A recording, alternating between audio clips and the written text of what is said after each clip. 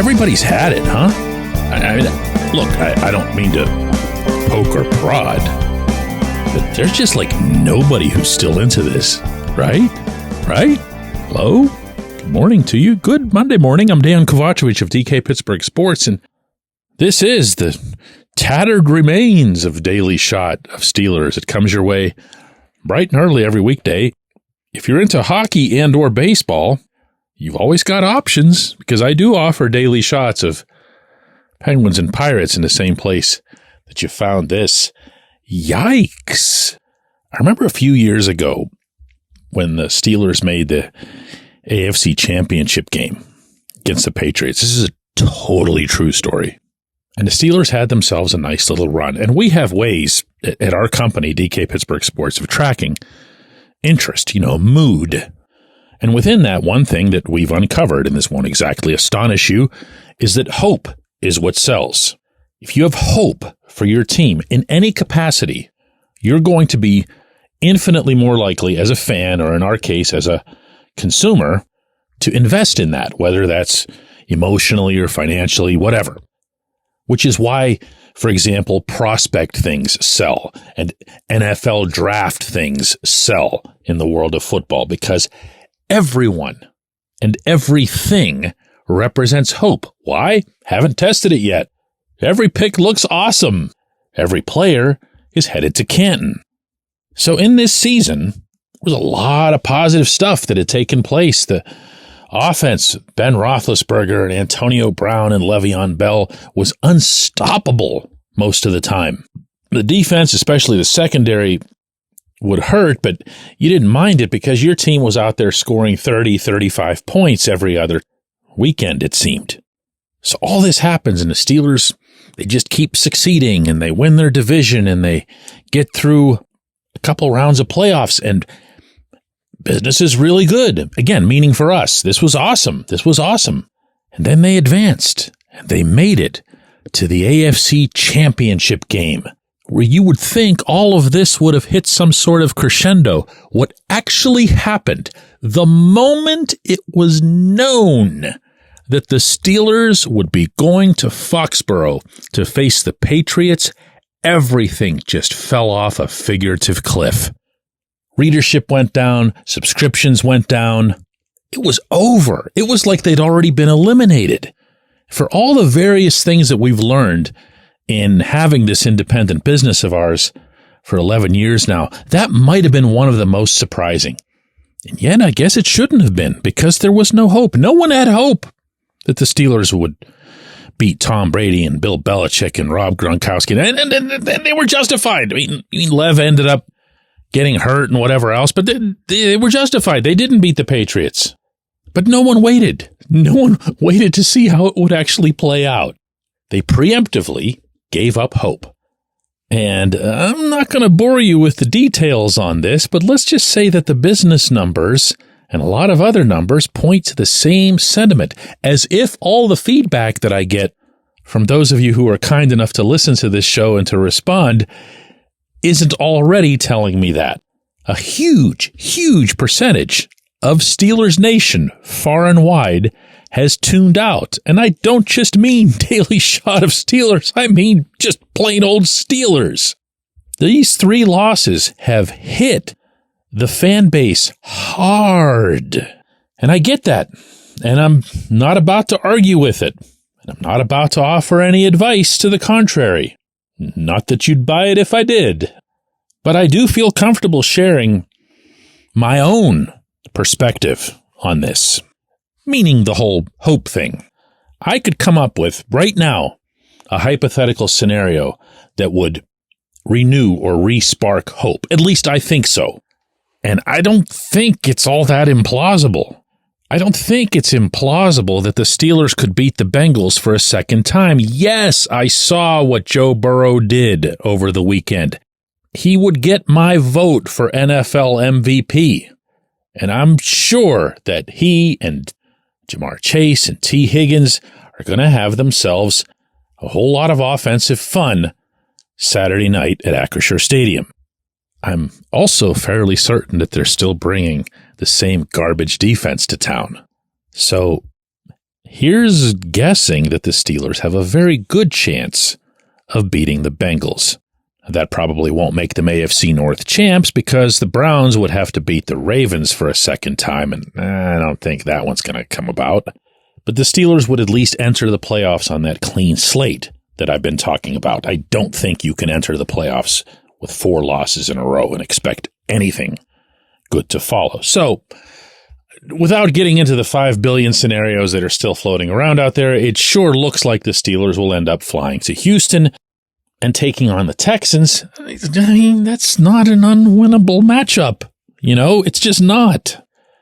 Texans have gotten some W's. The Texans have done some good things. They've also had some really awful losses, and they're not exactly peaking at the finish either. Add to that I really genuinely don't believe that the Texans would have a supportive crowd in that particular place. They've never had one in the games that I've covered there. So then what do you have? Does it really matter if the Steelers have a home game after that? No, because they wouldn't have had one anyway in all likelihood. If they'd won the division, they would have had a home game for the playoffs for the first week alone. That's it. So if you beat the Bengals, you bounce back, you rebound physically and mentally, and you go to Houston and you take care of the Texans, then where are you? Oh, right, exactly where you would have been. Even if the Steelers had taken, let's say, 2 out of 3, or even just salvaged 1 out of 3 with these consecutive losses they've just had. And from there, all anybody would be talking about, anywhere, but especially outside the Steelers fan base, is what a low bar had been set for this team in the first place. Everyone, almost everyone, I should say, picking them to finish last in the AFC North. This was supposed to be the year they were the big doormat and that everybody was going to trample all over them, and there goes Mike Tomlin's da-da-da, as if that matters.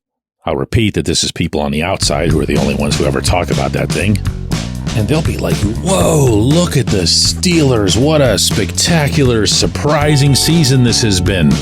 Tell me what, out of anything I just said, sounds outlandish to you. When we come back, J1Q. Luxembourg, Garbett, Kelly & George is a personal injury law firm in Western Pennsylvania that represents injured people in automobile accidents, workers' compensation cases, and medical malpractice claims. The attorneys at Luxembourg, Garbett, Kelly & George pride themselves in doing what they say they're going to do. It's important to them that when they make you a promise, they keep that promise. And this law firm has been keeping promises for over 80 years. Luxembourg, Garbett, Kelly & George has been AV rated. That's the highest rating a law firm can receive for legal ability and ethics. And the lawyers at the firm have been designated super lawyers, that's a real thing, for over 15 years. Rare combination there. Luxembourg, Garbett, Kelly & George has offices in Cranberry, Newcastle, Beaver Falls, Butler, and Elwood City. Learn more about them at lgkg.com or by calling 888-842-5454. Again, that's 888-842-5454.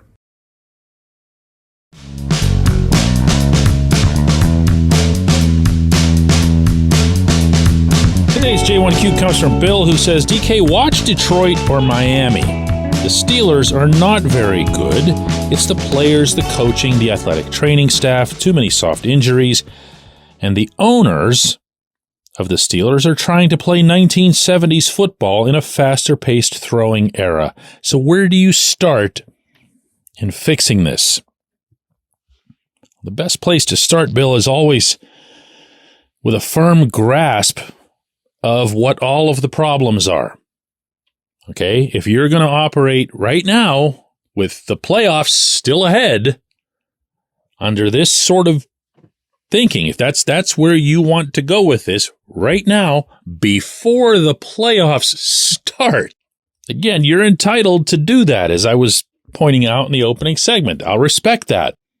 But I'll also address your question in a realistic way, meaning that whether I'm you, Bill, trying to figure out what the problems are, or I'm the Steelers trying to figure out what the problems are after the actual season ends, I'm going to base it on facts.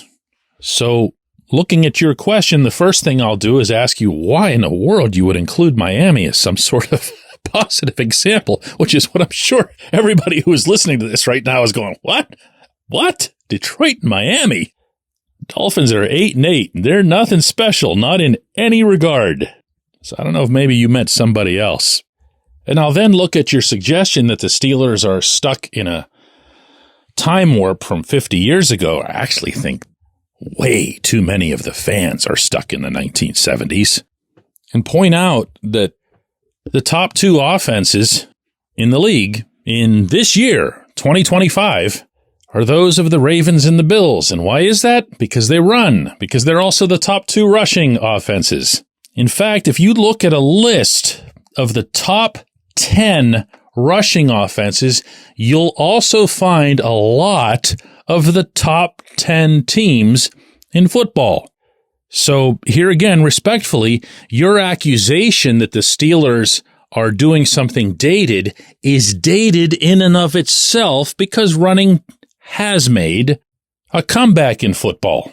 We're even at the stage where someone's seriously putting forth that Saquon Barkley, our running back, could be the league's MVP. And I would actually posit that the Steelers were a little late in getting to some of the things they've done in borrowing from the Philadelphia model toward getting where it is that they want to be. But listen, I could either read your question, Bill, or I could read any number of others, and all kinds of stuff gets thrown around that I see, hear, and read in other places on social media mostly, and they're just things that are being repeated that someone else said. You don't even bother looking into it to see if it's accurate or not. The Steelers, as an organization, are hardly infallible. That goes for Omar Khan. It goes for Mike Tomlin.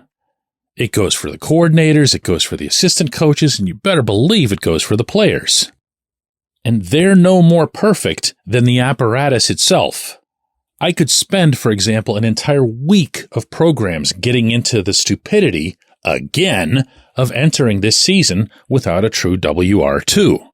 That's an across-the-board organizational blunder of epic magnitude. And I'd only been talking about that for a full calendar year now. So there are real issues. There are real negatives. But let's at least deal in those as opposed to, oh my God, the number of things I've gotten about the Tomlin coaching tree. Come on, man. Turn the radio down and think for yourself, you know? Coaching tree. Who cares? I appreciate the question. Bill, I appreciate you. You've been a reader and listener for as long as I can remember. I appreciate everybody who listens to Daily Shot of Steelers. We'll be back with another one tomorrow.